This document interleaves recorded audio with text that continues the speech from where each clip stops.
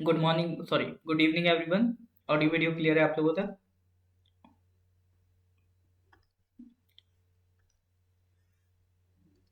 हाँ जी।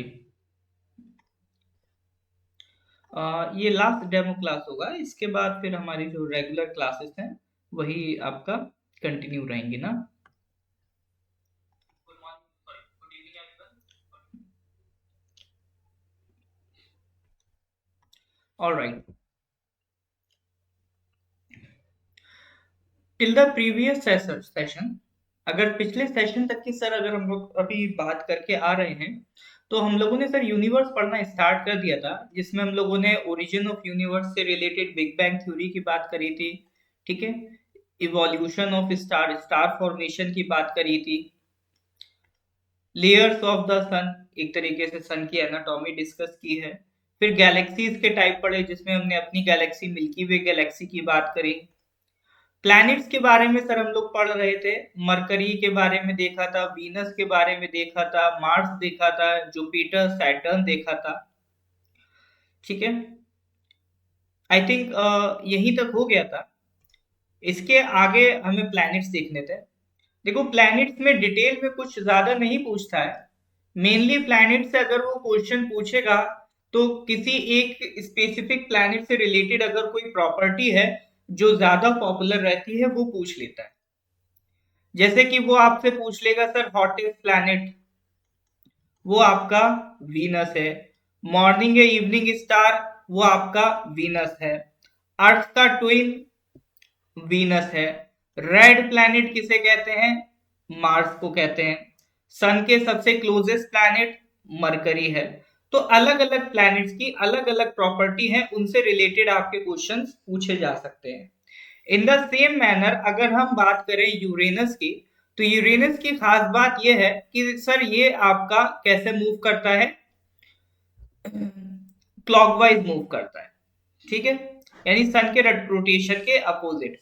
यानी सन का भी जो रोटेशन हो रहा है वो आपका एंटी क्लॉकवाइज हो रहा है। बट ये आपके जो दो प्लैनेट्स हैं, इन दोनों के खास ध्यान नाम रखिएगा। वैसे जनरली ये सवाल बने नहीं है, लेकिन एक पोटेंशियल सवाल है, बन सकता है कि वीनस और यूरेनस, ये दो सर ऐसे प्लैनेट्स हैं जो कैसे मूव कर रहे हैं? क्लॉकवाइज। क्लॉकवाइज मतलब इस तरह से। ठीक है, इस डायरेक्शन में ये लोग मूव कर रहे हैं। अगर एंटी क्लॉकवाइज हम कहते हैं तो ये डायरेक्शन, ठीक है, इस तरह से। तो वीनस और यूरेनस ऐसे दो प्लैनेट्स हैं जो आपका कैसे रोटेट कर रहे हैं सर? क्लॉकवाइज डायरेक्शन में इनका रोटेशन है। ये बात ध्यान रखिएगा रिगार्डिंग यूरेनस। ठीक है। और it is tipped and spin on its sides. इसका मतलब क्या है? इसका मतलब ये है कि जैसे अर्थ है, अर्थ को आप रोटेशन देखोगे तो कुछ इस तरह से रोटेट कर रही है। ठीक है। यानी ये प्लेन है सर अर्थ के रोटेट करने का, इस प्लेन में अर्थ रोटेट कर रही है। बट इसका जो रोटेशन हो रहा है वो इस एक्सिस के अबाउट हो रहा है। ये जिस एक्सिस के अबाउट रोटेशन हो रहा है और जिस प्लेन में ये रोटेट कर रही है, ये दोनों अलग अलग प्लेन है। इनके बीच में करीब करीब आप मान सकते हो 90 डिग्री का एंगल है। ठीक है, ये दोनों प्लेन अलग है। लेकिन यहां पर यूरेनस के केस में क्या हो रहा है कि मान लो ये इसी यही आपका इसका रोटेशन का प्लेन है और यही आपका इसका एक्सिस है। ठीक है, यानी ये जो रोटेशन हो रहा है ये कुछ इस तरह से हो रहा है, इस डायरेक्शन में।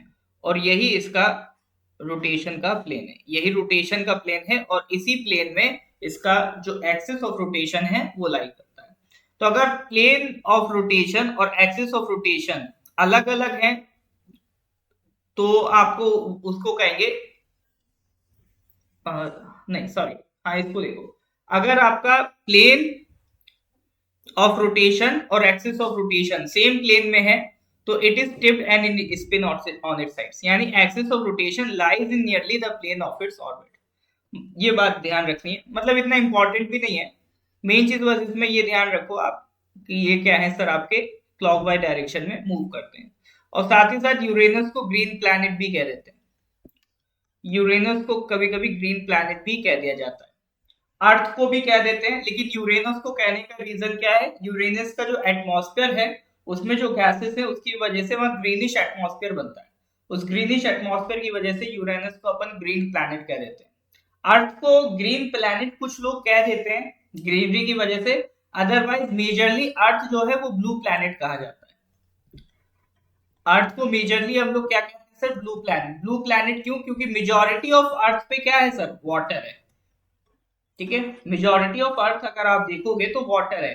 स्पेस से अर्थ कैसी दिखती है? ब्लूइश दिखती है, क्योंकि मेजोरिटी क्या है सर? पानी है। तो इसीलिए अर्थ को ब्लू प्लैनेट कह देते हैं, बट कुछ लोग ग्रीन प्लैनेट भी कह देते हैं। लेकिन वो ग्रीन प्लैनेट ज्योग्राफी के टर्म में कम, इन्वायरमेंट के टर्म में ज्यादा होता है ना? तो इस चीज को ध्यान रखिएगा। बाकी ज्योग्राफी में अगर ये सोलर सिस्टम में क्वेश्चन पूछेगा तो वो यूरेनस को ग्रीन प्लैनेट बोलेगा। लास्ट प्लैनेट है सर हमारा न्यूटन नेपट्यून। सबसे फारदेस्ट प्लैनेट जो है, सन से सबसे ज्यादा दूर जो प्लैनेट है, दैट इज योर नेपट्यून। सबसे ज्यादा दूर।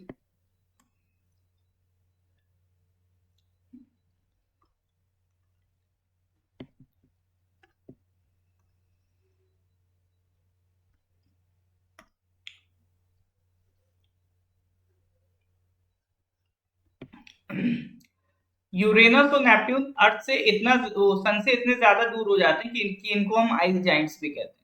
यूरेनस और नेपट्यून की अगर हम बात करें तो ये सन से इतना दूरी पे पहुंच जाते हैं कि इनको हम क्या कहने लगते हैं सर? आइस जाइंट्स भी कहने लगते हैं। These are called the twins of the solar system. ठीक है, तो इसको ध्यान रखिएगा, आइस जाइंट्स के नाम से भी ये जाने जाते हैं। अगर इसका एटमॉस्फेयर देखोगे तो इसमें भी आपको आइस के प्रोपोर्शन काफी ज्यादा देखने को मिलेगा। हाइड्रोजन हीलियम तो है, साथ ही साथ इसमें आइस का प्रोपोर्शन भी काफी हैवी आपको देखने को मिलता है। ठीक है, तो ये तो सर बेसिक बात थी रिगार्डिंग प्लैनेट्स। इसके बाद आपका हम लोग सैटेलाइट्स की बात करें तो अर्थ का सैटेलाइट कौन है? मून है। ठीक है, अर्थ का सैटेलाइट कौन है? आपका मून है। इसके डाया की बात करें तो only 1/4 that of the earth. जैसे अर्थ का डाया कितना है? Approximately 6400 kilometre. अर्थ का डायमीटर कितना है? अप्रोक्सीमेटली 6400 किलोमीटर है। इसका वन, सॉरी ये अर्थ का क्या है? रेडियस है। ये अर्थ का रेडियस है। अर्थ का डायमीटर अगर हम देखें, इसका डबल कर दो, 6400 था ना। डाया की अगर हम बात करें तो 12800 कर दो। ठीक है, डाया अर्थ का कितना है? 12800 किलोमीटर अप्रोक्सीमेटली। इसका 1/4 कर दो तो वो मून का डायमीटर निकल आएगा। 1/4 से इसका मून का डायमीटर निकल आएगा। एक क्वेश्चन बन जाता है कि रे ऑफ लाइट को अर्थ तक पहुंचने का कितना टाइम लगता है? 8 मिनट के करीब लगता है। लेकिन सन तक पहुंचने के लिए मून का कितना लगता है? सेकंड लगता है। Moon is tidally lock to the earth. ठीक है, टाइडली लॉक का मतलब क्या है? जैसे अर्थ है, जिस तरह से अर्थ सन के चक्कर लगा रहा है, जिस तरह से आपका जो अर्थ है वो सन के चक्कर लगा रहा है, उसी तरह से अगर आप देखोगे तो जो मून है वो भी अर्थ के चक्कर लगा रहा है। ठीक है, जिस तरह से अर्थ आपका सन के चक्कर लगा रहा है, उसी तरह से जो आपका मून है वो भी आपका अर्थ का चक्कर लगाता है। इसको हम क्या कह रहे हैं? It is called tidally lock, meaning that the moon revolves around the sun. और कितना टाइम लगता है? करीब करीब 27 डेज लगते हैं। ठीक है, 27, 28, 29 डेज करीब करीब इतना टाइम लगता है मून को अर्थ के अराउंड पूरा एक सर्कल कंप्लीट करने में। ठीक है, अच्छा, जो रोटेशन स्पीड होती है जो अर्थ और सन की रहती है, अर्थ जिस स्पीड से रोटेट करता है सन के अराउंड, वही लगभग स्पीड मून की रहती है जिससे मून रोटेट करता है अराउंड द अर्थ। इसकी वजह से हो क्या रहा है कि हमें हमेशा मून का सिर्फ एक साइड दिख पाता है। ठीक है, हमें हमेशा मून का एक साइड दिख पाता है, दूसरा साइड कभी नहीं दिखता है। ये बात ध्यान रखिएगा, हम लोगों को हमेशा मून का एक ही साइड दिखता है। ठीक है, tidal locking is given to name to the situation when a object orbital period which matches its rotational period. ठीक है, यानी जिस स्पीड से अर्थ सन की तरफ मूव कर रहा है उसी स्पीड से मून भी अर्थ की तरफ रोटेट कर रहा है। तो हमें मून का हमेशा सिर्फ एक हिस्सा दिखेगा, मून का हमेशा हमें एक हिस्सा दिखेगा, दूसरा हिस्सा नहीं दिखेगा अर्थ से अगर आप देखोगे। तो इसी को कहते हैं tidal locking. Only one side of the moon is visible to us on the earth. ये हमारा जो मून से हमारी जो ग्रेविटी की लॉकिंग है, तो इसकी वजह से हमारा जो अर्थ का ऑर्बिटल एक्सिस है काफी हद तक स्टेबलाइज भी होता है। ठीक है, तो इसको ध्यान रखिएगा। मून पे जाने वाला पहला पर्सन कौन था? नील आर्मस्ट्रॉन्ग था। ठीक है। और उसके साथ साथ दूसरा था बज एल्ड्रिन था। They were the first two person to step on the surface of the moon on 29 July 1969। इस तरह के भी क्वेश्चन आराम से बन जाते हैं कि कभी कभी मतलब ज्योग्राफी नहीं पूछ रहा है, वो जनरल अवेयरनेस पूछ रहा है, ठीक है। कभी कभी ऐसा पूछ लेगा कि बताइए जरा जो अपोलो 11 मिशन था वो किससे रिलेटेड था। जब अमेरिका पहली बार नासा ने कदम रखा था चांद पर, तो उस मिशन को नाम दिया था अपोलो 11, जिसमें से पहले पर्सन थे नील आर्मस्ट्रॉन्ग और दूसरे थे बज एल्ड्रिन, ये दोनों गए थे। ये मिशन किस दिन हुआ था, किस दिन ये लोग पहुंचे थे, 29 जुलाई 1969, ठीक है। इट वाज 29 जुलाई 1969, ठीक है सर। तो that is about, these are the details about moon. देखो मून के फॉर्मेशन की थ्योरीज भी अलग अलग चलती हैं। कुछ लोगों की एक थ्योरी ये भी है कि मून जो था वो अर्थ का एक हिस्सा था, ठीक है। अर्थ का एक हिस्सा था, वो कभी टूट के अलग मून बन गया, ठीक है, ऐसा भी माना जाता है।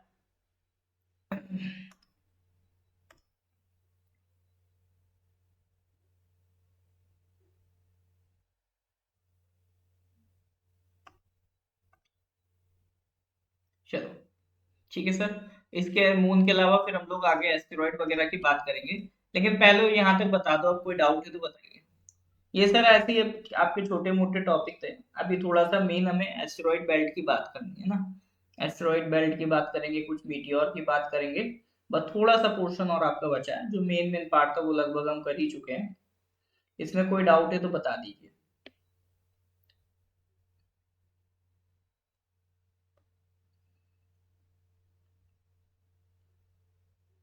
हाँ जी, क्लियर है। यहाँ तक चीजें क्लियर है तो गिव मी थम्स अप।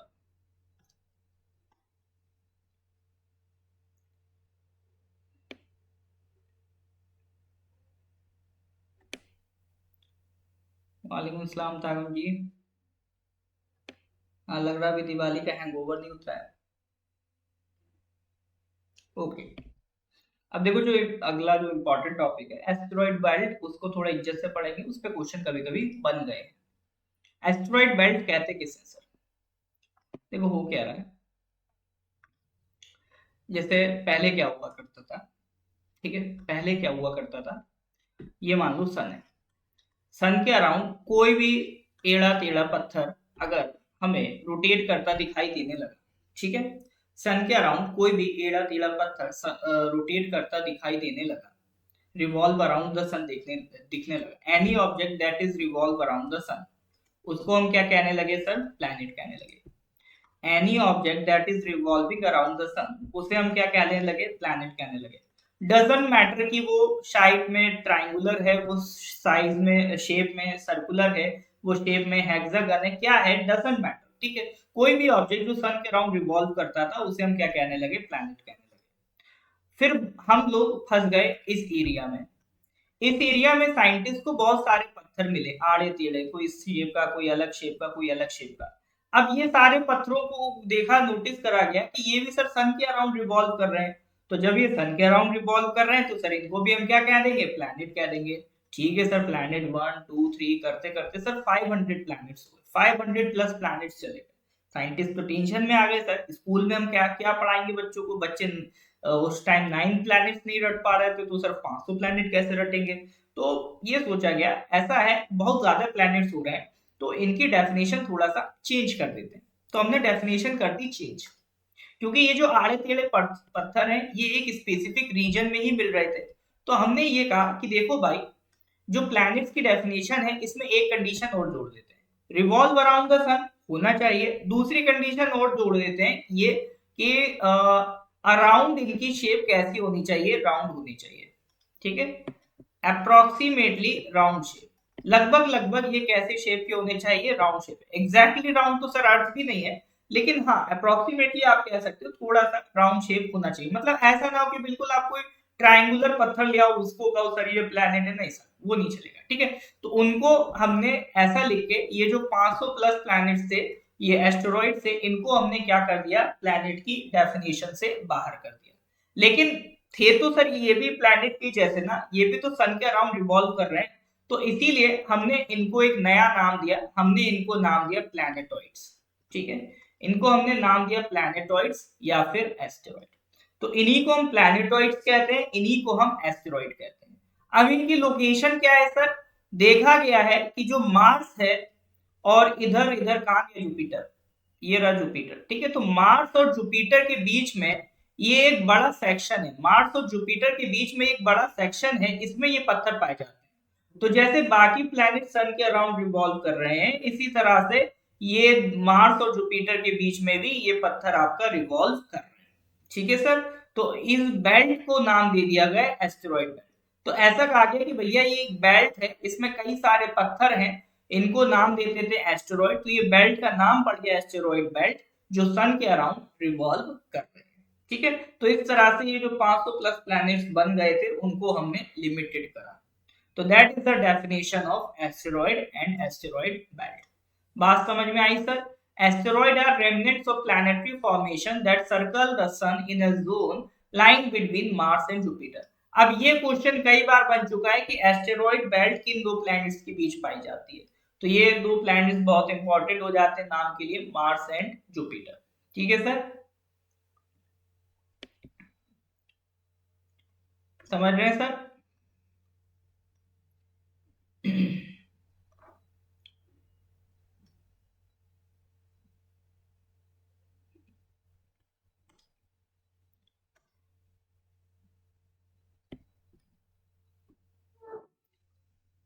तो पहले ये दो कंडीशन होती थी प्लैनेट होने के लिए, पहले ये दो कंडीशन होती थी। एक तो मार्स और जुपिटर के बीच में आपका एस्टेरॉइड बेल्ट पाया जाता है, इसी तरह का एक बेल्ट है जो नेपट्यून और प्लूटो के बियॉन्ड और पाया जाता है, ठीक है। उस बेल्ट को हमने नाम दिया कुइपर बेल्ट, क्योंकि कुइपर ने डिस्कवर किया था, तो उस बेल्ट को हमने क्या नाम दिया? Kuiper belt. तो एक एस्टेरॉइड बेल्ट है, ये तो पूरा आपका जो प्लैनेट्स है उनके बीच में पड़ता है, इसलिए ज्यादा फेमस है। बाकी ये प्लैनेट्स के बियॉन्ड एक बेल्ट पड़ता है, इसको हमने नाम दिया है कुइपर बेल्ट। अब देखो यहाँ पर एक इंपॉर्टेंट पॉइंट ये समझना कि पहले डेफिनेशन सिर्फ इतनी थी, 2 पॉइंट्स की, फिर इसमें एक क्राइटेरिया और ऐड किया गया। जब तक ये डेफिनेशन थी उस टाइम तक प्लूटो भी प्लैनेट की कैटेगरी में माना जाता था, क्योंकि देखो प्लूटो भी तो सन के अराउंड रिवॉल्व कर रहा है और ये भी अप्रोक्सीमेटली राउंड शेप का है, तो प्लूटो भी प्लैनेट की डेफिनेशन में काउंट होता था। लेकिन आगे चल के साइंटिस्ट ने क्या कर, एस्ट्रोनॉमर्स ने एक कंडीशन और ऐड कर दी प्लूटो को हटाने के लिए नहीं, मतलब एक कंडीशन और ऐड कर दी कि प्लैनेट हम उसे कहेंगे जो अपने सन के अराउंड रिवॉल्व करे, अप्रोक्सीमेटली राउंड शेप हो और उसका नेबरहुड क्लियर हो, must have clear the neighbourhood, ठीक है, must have clear the neighbourhood. अब इस लाइन का मतलब सर क्या है? Must have clear the neighbourhood, इस लाइन का मतलब क्या है? तो देखो जैसे आपका ये प्लैनेट है, फॉर एग्जांपल वीनस है, तो सर वीनस तो धनाधन इस ऑर्बिट में अपना ट्रैवल कर रहा है, ठीक है, यूं ही चला जा रहा है, यूं ही चला जा रहा है। वीनस के ऑर्बिट में कोई एक बड़ा पत्थर नहीं आ रहा है, ठीक है। अर्थ है, इसके ऑर्बिट में कोई बड़ा पत्थर नहीं है, यानी इनका ऑर्बिट क्लियर है सर, यानी इनके ऑर्बिट में और कोई रिवॉल्व नहीं कर रहा है, ये ऑर्बिट इनका खुद का अपना है, ये किसी के साथ ऑर्बिट शेयर नहीं कर रहे हैं। ऐसा नहीं है कि इनके ऑर्बिट में और भी बड़ा बड़ा कोई पत्थर रिवॉल्व कर रहा हो। लेकिन प्लूटो के साथ क्या था, प्लूटो का जो ऑर्बिट था ये कभी कभी इसमें आ जाता था, प्लूटो का ऑर्बिट ऐसा कभी प्लेन नहीं रहता था, कभी कभी क्या होता था, ये जो ये कुइपर बेल्ट है इसमें घुस जाता था प्लूटो, यानी प्लूटो का ऑर्बिट क्लियर नहीं था सर। बाकी के प्लैनेट्स का ऑर्बिट क्लियर है, उसमें सिर्फ वही रिवॉल्व कर रहे, कभी कभी प्लूटो के ऑर्बिट में बड़े बड़े पत्थर भी आ जाते थे, वो भी प्लूटो के साथ रिवॉल्व कर रहे। तो चूंकि प्लूटो का जो नेबरहुड है वो क्लियर नहीं था, ऑर्बिट क्लियर नहीं था, इसीलिए हमने प्लूटो को प्लैनेट्स की डेफिनेशन से निकाल दिया। तो ये जो 3 कंडीशन है ना सर, प्लूटो इनमें से 2 कंडीशन को सेटिस्फाई कर रहा था, तीसरी कंडीशन सेटिस्फाई नहीं कर रहा था, इसीलिए हमने कहा चलो ठीक है, प्लूटो को प्लैनेट तो नहीं कह सकते, लेकिन एक बहुत पुराना रिश्ता रहा है हमारा प्लूटो के साथ, तो इसीलिए प्लूटो को प्लैनेट ना कह के हमने क्या कहना शुरू कर दिया, ड्वार्फ प्लैनेट, ठीक है। तो कई लोगों को आता है कि सर प्लूटो ड्वार्फ प्लैनेट क्यों है, क्या मतलब है सर ड्वार्फ प्लैनेट? मतलब ये पूरी तरह से प्लैनेट नहीं है, बट चूंकि ये 2 कंडीशन को सर सेटिस्फाई कर रहा है, तो इसी के लिए हमने इसको क्या कह दिया सर, ड्वार्फ प्लैनेट कह दिया। ठीक है सर, बात समझ में आ रही है कि नहीं आ रही? तो यहाँ पर मैंने प्लूटो वाली भी बात आपको समझा दी। तो प्लूटो है, शेरोन है, these are some of the examples of the dwarf planet. तो dwarf planet is an object that meets planetary criteria except that it has not cleared debris from its orbital neighborhood. debris हम उसी को कह रहे हैं, जो मैं पत्थर की बात कर रहा था ना, उसके ऑर्बिट में आ जाते हैं, उसी को हम कह रहे हैं debris। ठीक है, Pluto is part of the Kuiper belt that contains millions of rocky and icy objects. Also, there are numerous other objects in the Kuiper belt which are of similar size to Pluto. मतलब Pluto के बराबर बराबर के पत्थर sir घूम रहे हो उसके साथ, तो फिर वो पत्थर कहेगा ना भैया प्लूटो में ऐसा क्या खास है जो प्लूटो को प्लैनेट बनाया, हमें क्यों नहीं बनाया। जैसे एरिस नाम का एक एस्टेरॉयड है, वो भी घूम रहा है, तो उसको कैसे बनाते हैं सर। ठीक है, इसीलिए प्लूटो को हमने प्लैनेट्स की डेफिनेशन से बाहर रख दिया। ठीक है, तो Pluto is an example of dwarf planet. ठीक है, शेरोन क्या था, प्लूटो जब प्लैनेट हुआ करता था, शेरोन उसका मून हुआ करता था।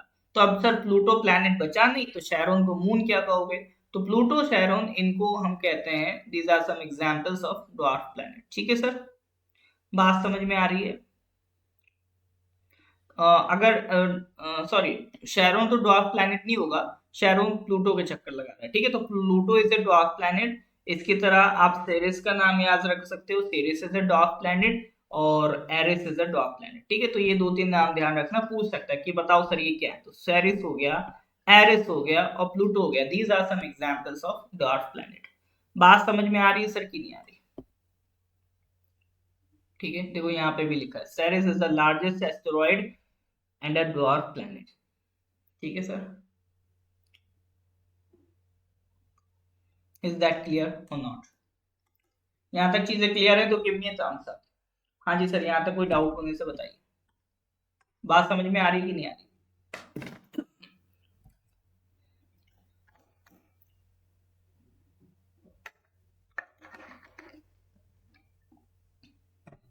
तो ये बात हो गई सर ड्वार्फ प्लैनेट की। एक छोटा सा कंसेप्ट और है, एक छोटा सा कंसेप्ट और है कॉमेट का, उसको समझा दूं फिर हम मीटियोर पे लाके चैप्टर को खत्म करेंगे। कॉमेट्स किसे कहते हैं सर? कॉमेट्स का मतलब क्या है?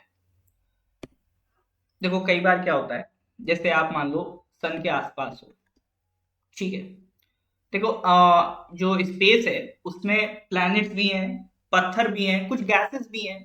तो कुछ गैसेस मान लो इधर आसपास थी सन के अराउंड, लेकिन ये किसी तरह से सन से दूर चली गई। अब जब ये गैसेस सन से दूर चली गई तो ये क्या हो जाएंगी सर, फ्रीज हो जाएंगी। सन से जितना दूर जाओगे आपका टेम्परेचर उतना कम हो जाएगा। आपको मैंने क्या बताया कि planets like Neptune and Uranus they are ice giants. क्यों? क्योंकि सर उनको उतना हीट मिल ही नहीं पा रहा है सन से, तो वहां पर सर टेम्परेचर बहुत कम होने की वजह से ये जो गैस है ये फ्रीज हो जाएंगी। ठीक है, ये गैस आपका फ्रीज हो गई।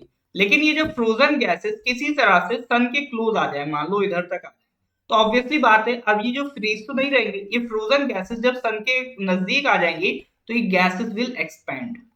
ठीक है, द गैसेस विल एक्सपेंड, और जब ये एक्सपेंड करती हैं और ये सन के अराउंड रोटेट करती हैं तो हमें आसमान में कुछ इस तरह का चित्र दिखाई देता है।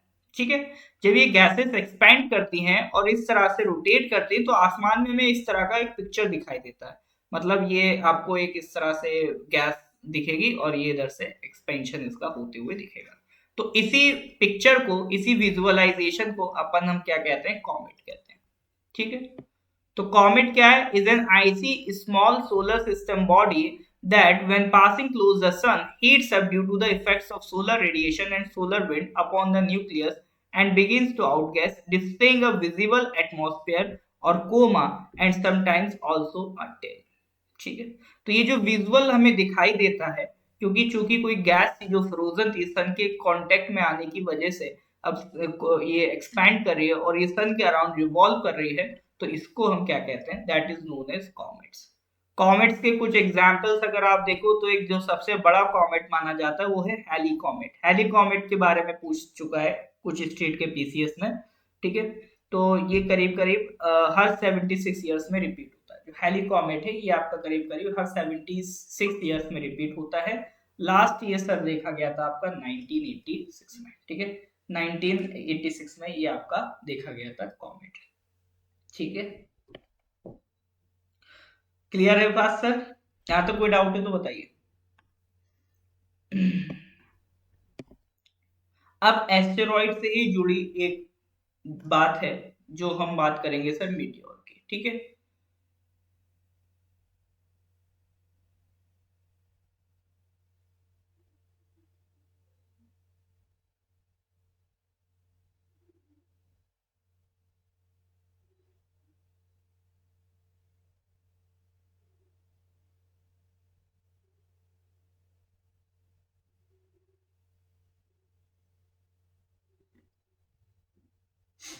क्लियर है तो give me a thumbs up.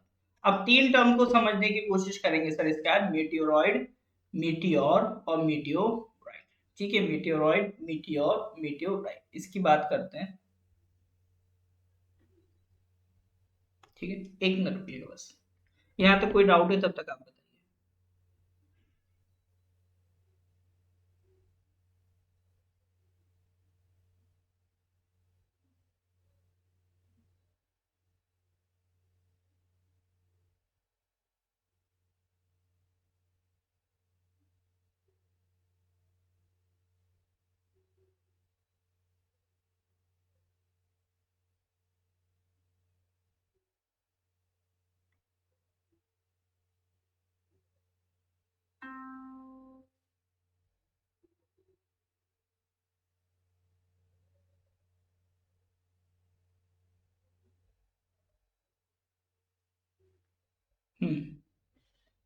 Okay sir, ठीक है, चलो समझते हैं। अब देखो सर हो क्या रहा है, एक और इमेज से शायद, चलो ये इमेज, ठीक है। ऐसा समझो सर, मैंने अभी आपसे क्या कहा, ये जो एस्टेरॉइड बेल्ट है इसमें बहुत सारे छोटे छोटे पत्थर हैं जो सन के अराउंड रिवॉल्व करते हैं। मान लो दो पत्थर थे, ये सब लाइन से सर आगे बढ़ रहे हैं, वो उसको कह रहा है भाई थोड़ा आगे बढ़, वो भाई थोड़ा आगे बढ़, भाई थोड़ा आगे बढ़, तो एक दूसरे को सब धक्का मार रहे हैं सर। तो धक्का मुक्की में क्या है सर, हो सकता है देखो दो पत्थर ही है ना सर, आपस में अगर पत्थर टकराएंगे तो हो सकता है इनका कोई हिस्सा थोड़ा सा टूट जाए, और हो जाता है सर। तो कभी कभी क्या होता है, मान लो बड़े बड़े कोई एस्टेरॉइड है, इनमें से कोई एक छोटा सा एस्टेरॉइड टूट गया, मान लो ये एक छोटा सा एस्टेरॉइड इसमें टूट गया। अब ये छोटा सा एस्टेरॉइड टूट गया तो ये साइज में इतना छोटा है कि अर्थ के लिए बहुत इजीली ये एक शिकार है। अर्थ क्या कहेगी, आजा भाई मेरी ग्रेविटी में। तो मान लो उस एस्टेरॉइड को किसी तरह से अर्थ ने अट्रैक्ट कर लिया अपनी ग्रेविटी में। अब ये जो छोटा टुकड़ा था जो एस्टेरॉइड से टूटा है, इसको हम क्या कहेंगे सर, मीटियोरॉइड। सबसे पहले तो नेमिंग समझो, ये जो एस्टेरॉइड से टूटा हुआ छोटा सा पत्थर का टुकड़ा है इसे हम क्या कहेंगे, मीटियोरॉइड। अब ये मीटियोरॉइड को अर्थ की ग्रेविटी ने अगर ग्रैब कर लिया तो ये अर्थ की तरफ एंटर करने लगेगा। तो अब मीटियोरॉइड आ रहा अर्थ के अंदर, अर्थ की साइड। अब जैसी सर ये मीटियोरॉइड स्पेस से निकला, अब ये चल दिया सर, ये मान लो अर्थ है और ये अर्थ का इधर ये एटमॉस्फेयर है, ठीक है। ये मान लो अर्थ का एटमॉस्फेयर है, एटमॉस्फेयर है ना सर, कि अर्थ के ऊपर गैसेस का पूरा जो अर्थ को प्रोटेक्ट करता है, ठीक है। तो मान लो ये मीटियोरॉइड का टुकड़ा अर्थ के एटमॉस्फेयर में एंटर कर गया, ठीक है। अब जब ये एटमॉस्फेयर में एंटर कर गया तो इसको कहते हैं सर मीटियोर, ठीक है।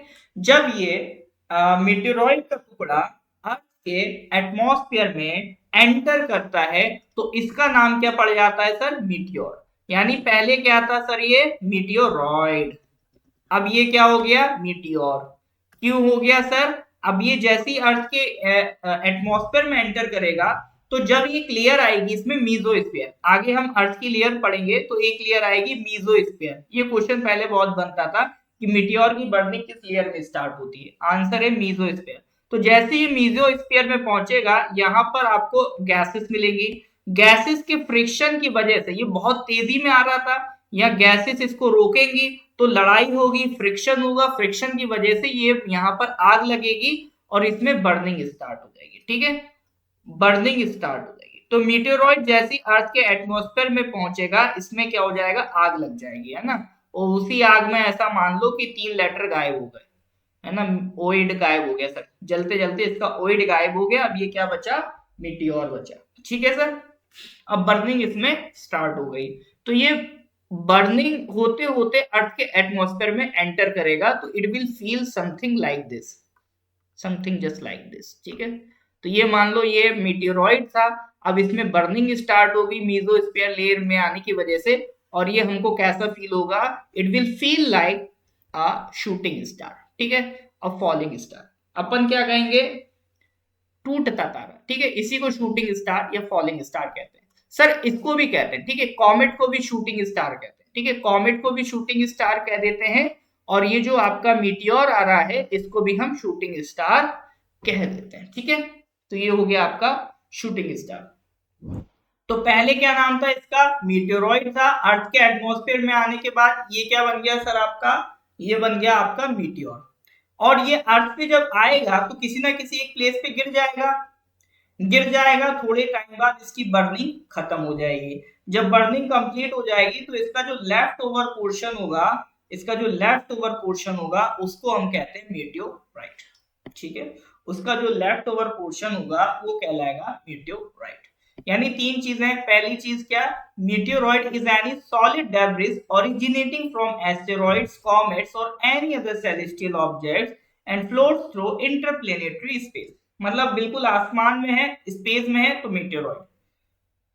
अब जब मीटियोर क्या, it is a streak of light that appears in the sky when a meteoroid enters the atmosphere. यानी जब ये मीटियोरॉइड एंटर कर रहा है तो इसमें जो आपको लाइट देखने को मिल रही है उसकी वजह से इसका नाम क्या पड़ गया, इस विजुअल का नाम पड़ गया मीटियोर। कौन सी लेयर में आने के बाद बर्निंग स्टार्ट होती है, मीजोस्फीयर में आने के बाद बर्निंग स्टार्ट होती है। ठीक है, और जो बच गया हिस्सा, टकराने के बाद जो हिस्सा बच जाता है, the surviving chunk is called meteorite. तो कई बार ये मीटियोर अर्थ पे गड्ढा भी क्रिएट कर देता है, तो उस गड्ढे को क्या कहते हैं, मीटियोराइट क्रेटर। ठीक है सर।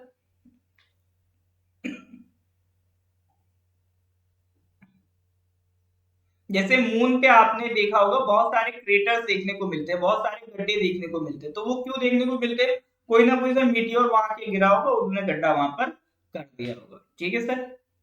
तो अगर पूछे दुनिया का सबसे बड़ा मीटियोर क्रेटर कहाँ है, तो वो मिलेगा एरिजोना यूएसए में। ठीक है, 1.3 किलोमीटर यानी 1300 मीटर डीप वो क्रेटर है आपका सर। ठीक है, 10,000 साल पहले वो आपका बना था, यानी इंसानी सभ्यता उस टाइम लगभग लगभग शुरू ही हो रही थी, उस टाइम ये आपका एरिजोना में ये क्रेटर बना था। ठीक है सर। तो that is about meteoroid, meteor and meteorite. ठीक है, तो यहाँ पर सर आपका यूनिवर्स वाला पोर्शन कंप्लीट होता है। फ्रॉम द नेक्स्ट क्लास आपका नया चैप्टर द अर्थ स्टार्ट होगा। ठीक है सर। तो आगे से आपका भी नीलिंग सर क्लास लेंगे। ठीक है, तो यहाँ तक किसी को कोई डाउट है तो do let me know. Clear है तो sir give me a thumbs up. हाँ जी सर, यहाँ तक चीजें क्लियर है तो give me a thumbs up.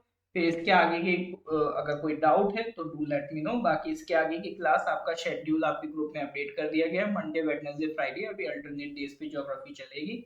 अभी देखो एग्जाम का कुछ अता पता है नहीं, है ना, लेकिन आप लोगों से मैं चाहता हूँ कि अगर आप लोग अभी तैयारी कर रहे हैं तो मतलब मेन पर्पस यही है अभी कोर्स लॉन्च करने का, ताकि अगर आप चाहते हैं कि जब एग्जाम हो तब आपके ऊपर एक प्रेशर ना रहे कि एकदम से फिर तैयारी करने जा रहे हैं, क्योंकि आज नहीं तो कल एग्जाम तो होगा ही, है ना, ये तो श्योर है कि एग्जाम तो होगा ही होगा।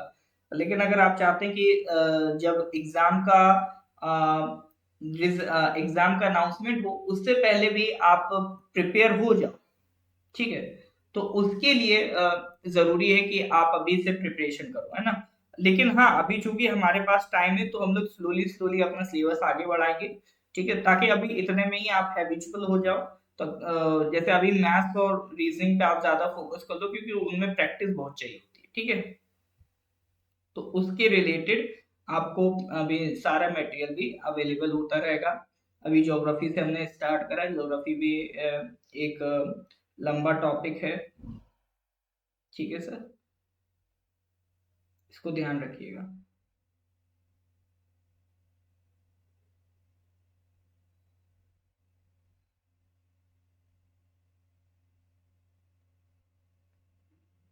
सैटेलाइट इतना तेज नहीं चलता है ना सर।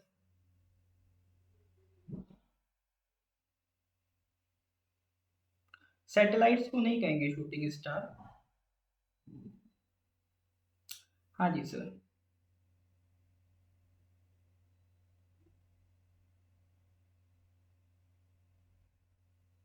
तभी स्पीड अपना स्लो रखिए, लेकिन आराम आराम से अपना प्रैक्टिस करते जाइए, काम करते जाइए, ठीक है सर। चलिए फिर बाकी कोई भी डाउट होने से आप ग्रुप पे क्वेश्चन पूछ सकते हैं। किसी और को कोई डाउट है, क्लियर है तो give me thumbs up. South Africa, एक काम करो तागम जी, आप अपना साउथ अफ्रीका वाले का मेरे को वो बताना। मैंने यहाँ पर जैसे एरिजोना की डेप्थ बताई है ना आपको, तो एक बार आप साउथ अफ्रीका में जाओ और उसकी डेप्थ चेक करो, ठीक है। और फिर वो अगर आपको लगता है वो 1300 मीटर से ज्यादा डीप डीप है, तो ग्रुप में मेरे को बताओ, ठीक है। क्योंकि अगर हम किसी चीज को कंपेयर कर रहे हैं तो उसकी डेप्थ के बेसिस पे कर रहे हैं ना। आप लोग ऐसे पूछ रहे हो साउथ अफ्रीका में नहीं, मतलब अगर मैंने लिख दिया वो यूएसए में, तो इसका मतलब वही होगा ना सर।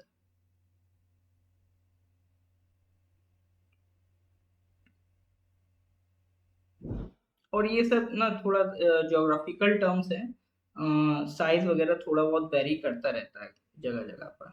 आपको अगर किसी एक स्पेसिफिक में डाउट है तो एक बार आप उसका साइज कंपेयर कर लीजिए, ठीक है।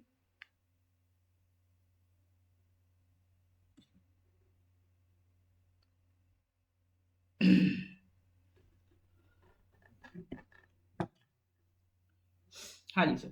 ठीक है, फिर मिलते हैं अगली क्लास में। Till then goodbye, have a nice day.